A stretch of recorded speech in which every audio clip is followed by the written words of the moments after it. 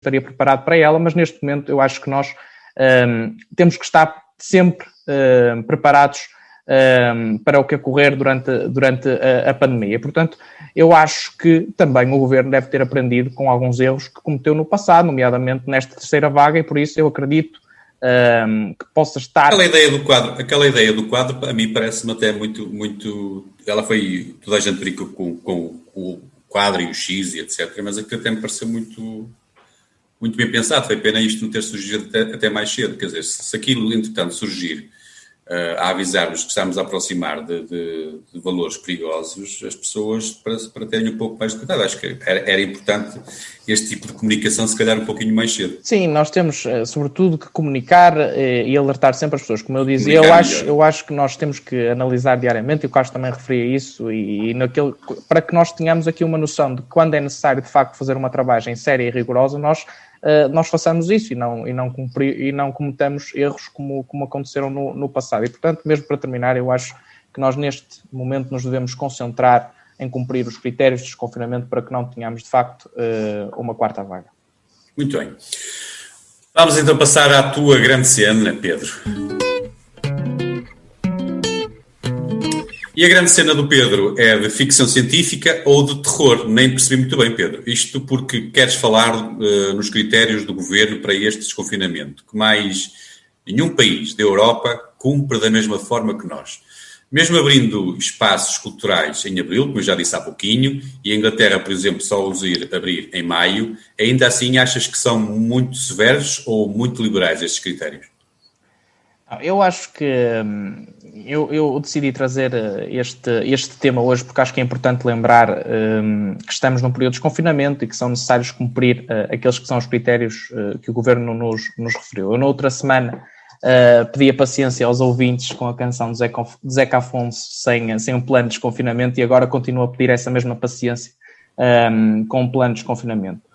Eu sei que estamos todos com um desejo enorme de voltar à normalidade, mas nós necessitamos de facto ter a paciência e sobretudo ter consciência de que este desconfinamento tem que ser realizado aos poucos e cumprindo critérios. Isto porque já todos nós sabemos que esta pandemia ainda não está controlada e não podemos baixar as armas, não podemos fazer um desconfinamento de um momento para o outro. Os critérios de desconfinamento são exigentes, na minha opinião, mas têm que ser mesmo assim. Até porque logo no primeiro dia de desconfinamento li uma notícia que 60% da população portuguesa já andava na rua e, portanto, ontem, por exemplo, nós já tivemos um aumento do número de casos de Covid-19, o que significa que a movimentação da população resulta no aumento do número de casos. E, portanto, todos os cuidados neste momento são poucos.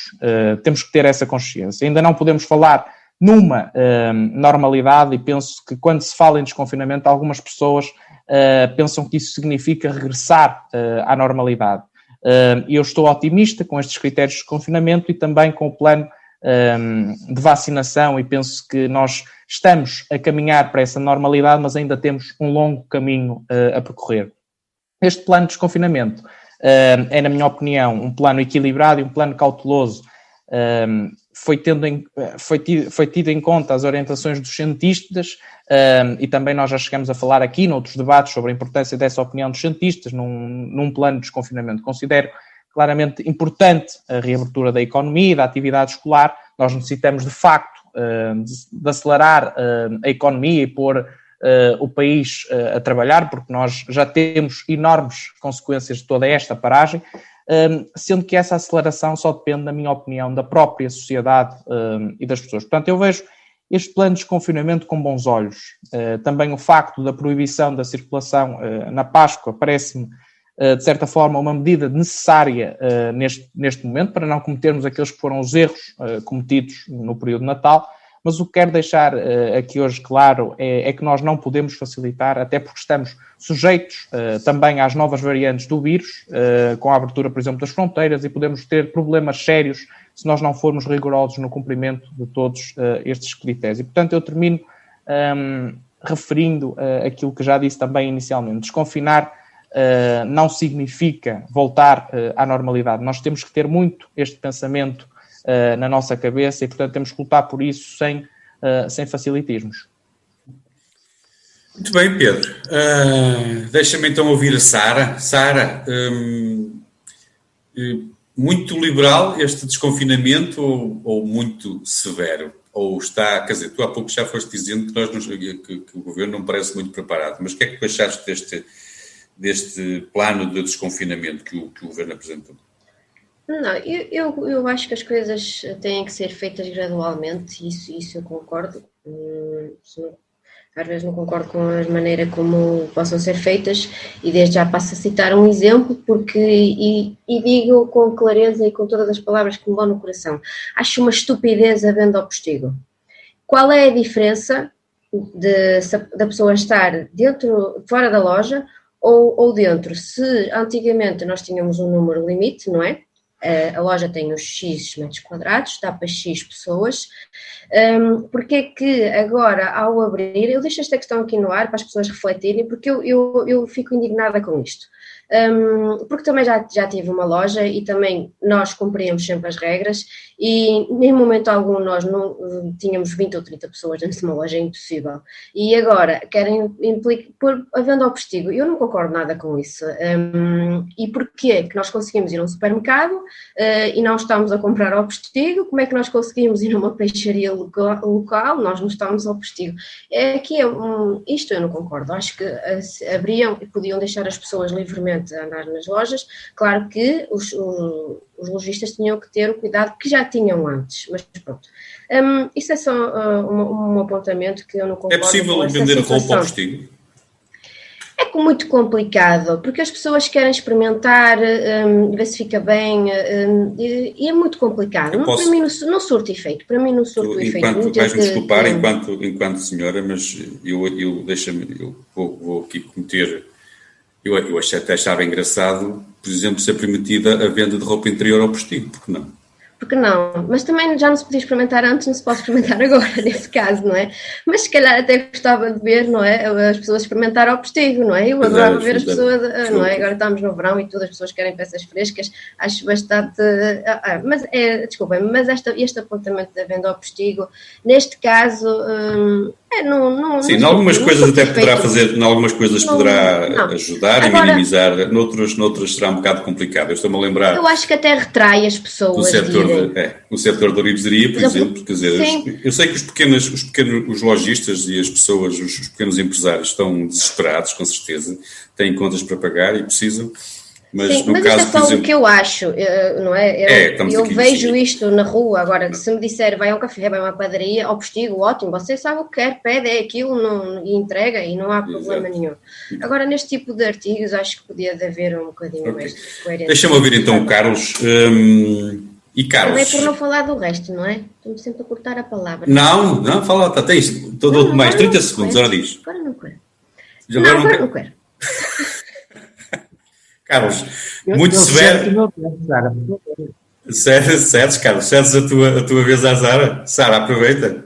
Olha que o Carlos é sempre que tem mais tempo, por isso estás à vontade.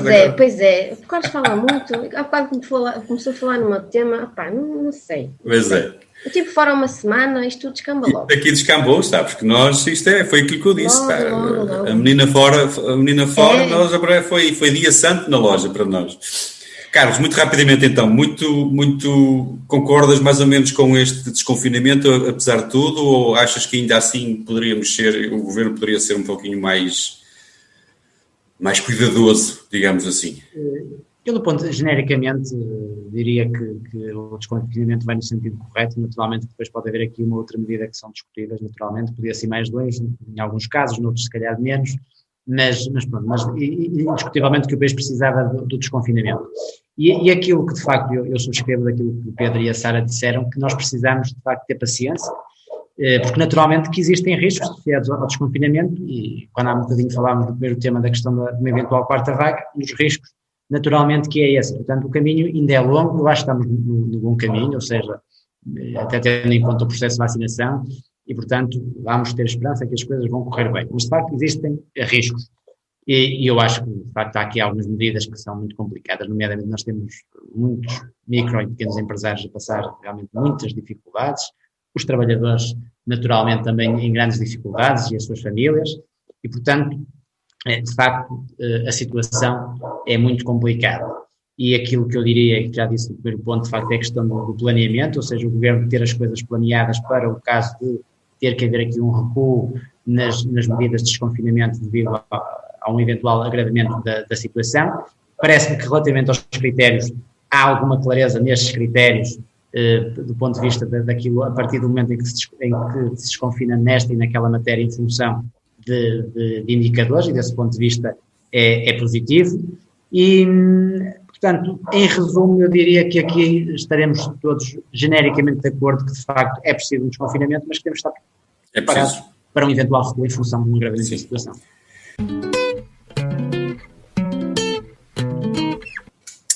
O Carlos trouxe-nos uma grande cena de drama filosófico. Não sei se pelo assunto ser a eutanásia ou se ser o assunto relacionado também com o Tribunal Constitucional e o seu chumbo à lei aprovada, entretanto, sobre a eutanásia, ou se pelo Primeiro-Ministro ter dito que não se costuma pronunciar sobre decisões dos tribunais e disse isto sem se rir. E, portanto, não sei se qual das razões é que tu queres aqui trazer. É de facto que o Governo informou que respeita a decisão do Tribunal Constitucional, que chumbou aliás, por maioria a lei da morte medicamente assistida na sequência do pedido de fiscalização preventiva do Presidente da República, e, aliás, o Governo não poderia, a Constituição tem de ser respeitada.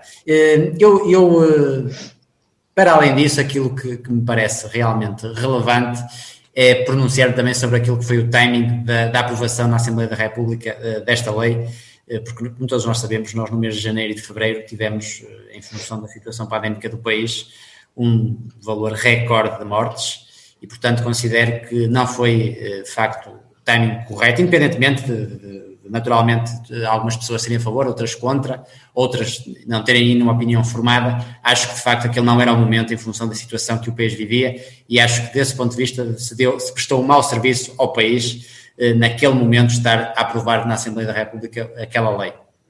Portanto, eu pessoalmente, se fosse deputado da Assembleia da República, mesmo que tivesse uma posição favorável, naquele momento, não teria votado aquele diploma, apesar de reconhecer que é uma matéria extremamente complexa e, portanto, desse ponto de vista, que merece um debate mais esclarecedor e mais informado na sociedade portuguesa. E como tal, eu acho que este chumbo do Tribunal Constitucional deveria ser aproveitado para promover, de facto, um maior debate no país, ou seja, eu diria mesmo, parar para refletir ou pelo menos não levar para a frente sem que os portugueses sejam envolvidos num debate mais dinâmico, que eventualmente poderá até ser uma consulta popular, um referendo.